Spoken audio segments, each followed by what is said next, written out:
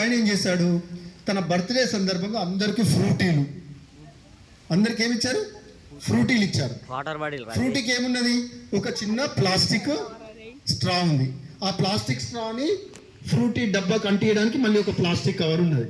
దాదాపు 100 మందికి ఆయన అక్కడ అందరికీ ఆయన బర్త్డే సందర్భంగా ఎమ్మీగా ఉండేటటువంటి ఫ్రూటీలు ఇచ్చాడు ఆయన. మజా.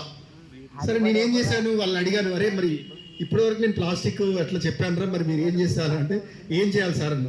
వాళ్ళకు ఒక వాటర్ బాటిల్ ఇచ్చాను. దీంట్లో ఎన్ని స్ట్రాలు ఉన్నాయి, 100 స్ట్రాస్ ఉన్నాయి ఇందులో, 100 కవర్స్ ఉన్నాయి, 200 ఉన్నాయి ఇందులో.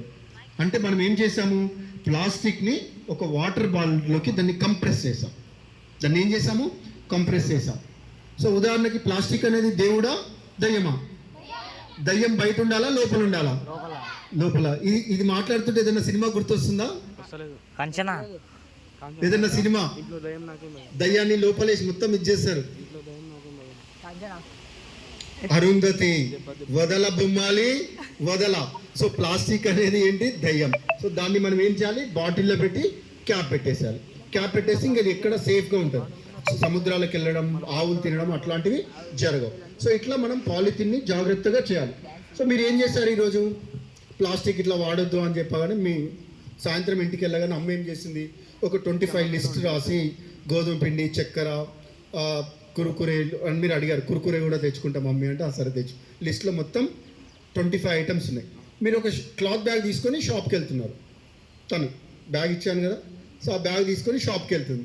షాప్కి వెళ్తుంటే వాళ్ళ అమ్మ ఏమంటున్నారు, ఏమొద్దు, షాప్ వాళ్ళు మీకు క్యారీ బ్యాగ్ ఇస్తారు ప్లాస్టిక్ది, ఇది ఏమొద్దు అన్నారు. లేదు మాకు ఒక వచ్చినారు ఒకరు, ప్లాస్టిక్ వాడొద్దు అన్నారు, నేను సంచి తీసుకోవద్దు పోయినారు. అక్కడ సూపర్ మార్కెట్లో ఏం చేశారు, గోధుమ పిండి ప్యాకెట్ ఇచ్చారు ప్లాస్టిక్ది, పాల ప్యాకెట్ ఇచ్చారు, కురుకురే ప్యాకెట్ ఇచ్చారు ప్లాస్టిక్ది, శనగపప్పు, అన్నీ ప్లాస్టిక్ ఉన్నాయి. ఈమెకి ఏమనిపిస్తుంది, కోపం వస్తుంది. ఈరోజు నేను ప్లాస్టిక్ వాడకుండా సామాన్ ఇంటికి తేవాలని సంచి తెస్తే ఈయన అన్ని ప్లాస్టిక్ ఇస్తున్నాడు. కానీ తనేం చేసింది, అక్కడ ఒక కత్తెర ఉన్నది, తీసుకొని కురుకురే ప్యాకెట్ కట్ చేసి దాంట్లో ప్లాస్టిక్లో సంచిలో పోసేసింది. గోధుమ పిండి, పాలు, నెయ్యి, నూనె అన్ని దాంట్లో పోసేసి నవ్వుతుందామా. ఎందుకు నవ్వుతుంది, ఈరోజు నేను ప్లాస్టిక్ వాడకుండా సామాన్లు ఇంటికి తీసుకెళ్తున్నాను, చాలా ఖుషీగా నవ్వుతా ఉంది ఆమె. ఇంటికి తీసుకొని పోయింది. వాళ్ళ అమ్మ ఏమంటుంది, తిడుతుందా, 2 వీక్తుంది. సో కాబట్టి మనం ప్లాస్టిక్ వాడొద్దు అంటే అలా చాదస్తంగా చేయకుండా దాన్ని ఎక్కడ అవసరం, దాన్ని ఎలా ఉపయోగించుకోవాలి, వాడిన తర్వాత దాన్ని ప్రాపర్గా మనం డిస్పోజ్ చేయడం, ఇలా ప్రతిదీ కూడా కాన్షియస్నెస్గా ఉండాలి. పుట్టినరోజు నాడు కేకులు కట్ చేయకుండా ఒక వాటర్ మిలాన్ని కట్ చేయడం. ఇప్పుడు మామూలుగా పెన్నులు వాడతాం మనం. ఒక పెన్నులు వాడితే ఉదాహరణకి మహబూబ్ నగర్ జిల్లాలో ఎంతమంది ఉన్నారు సార్, మొత్తం అప్రాక్సిమేట్లీ స్టూడెంట్స్ ఎంతమంది ఉంటారు, 1,72,000 మంది స్టూడెంట్స్ ఒక మహబూబ్ నగర్ జిల్లాలో ఉన్నారు. అంటే ఏంటి, ఒక్కొక్కరు నెలకి ఎన్ని పెన్నులు వాడతారు, approximately 2 pens monthly, 2 pens into 1,72,000 అంటే ఎన్ని, 3,44,000 పెన్నులు, ప్లాస్టిక్ పెన్నులు వాడి పడేస్తా ఉన్నాం. ఆలోచించండి, 3,44,000 ప్లాస్టిక్ పెన్నులు భూమికి మనం ఏం చేస్తున్నాం, గిఫ్ట్ ఇస్తున్నాం. ఎందుకు, మీరు విజ్ఞానం నేర్చుకుంటున్నారు కాబట్టి, చదువుకుంటున్నారు కాబట్టి భూమికి ఏంటి రిటర్న్ గిఫ్ట్ ఇస్తారు కదా. రిటర్న్ గిఫ్ట్ ఏమి ఇస్తున్నాం, 3,44,000 ప్లాస్టిక్ పెన్నులు భూమికి గిఫ్ట్గా ఇస్తా ఉన్నాం. మరి ఇంతమంది స్టూడెంట్స్ అంటే ఇంతమంది చాక్లెట్లు పంచుతారుగా పుట్టినరోజుకి, అంటే మళ్ళీ 3,44,000 ఎక్కువనే చాక్లెట్ కవర్లు మదర్కి, భూతల్లికి గిఫ్ట్గా ఇస్తా ఉన్నాం. కాబట్టి నేను మా పీటీఏ సోదరులని వాళ్ళని రిక్వెస్ట్ చేస్తా ఉన్నాను, వాళ్ళు కిట్ ఇస్తున్నాం అన్నారు. స్టీల్ వాటర్ బాటిల్, ఐఐటికి సంబంధించి, ఐఏఎస్కి సంబంధించి ఒక కిట్ ఇస్తా ఉన్నారు.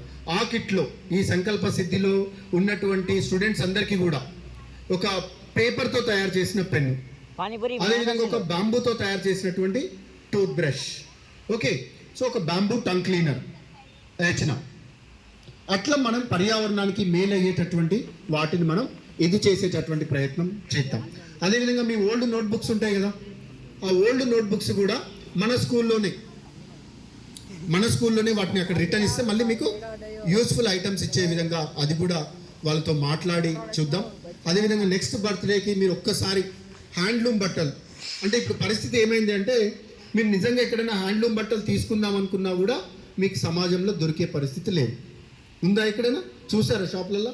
ఎక్కడ లేవు. అన్ని కూడా బాంబే, కలకత్తా, ఢిల్లీ, సూరత్ నుంచి వచ్చేటటువంటి జిగేల్ అనేటటువంటి ఫ్యాషనబుల్ గా ఉండేటటువంటి క్లాత్స్ ఉన్నాయి. కానీ మన నేతలు ఎక్కడెక్కడ నేస్తారు మన తెలంగాణలో నేత బట్టలు? ఇంకా పేర్లు ఎక్కడెక్కడ? నారాయణపేట్, గద్వాల, సిరిసిల్ల, నాగర్ కర్నూల్, పోచంపల్లి, నారాయణపూర్, గట్టుపల్, సిరిపురం, వెల్లంకి, ఇట్లా కొత్తకోట, ఇట్లా ఎన్నో దగ్గర ఉన్నాయి. కానీ వీ నెవర్ టచ్ ఇట్.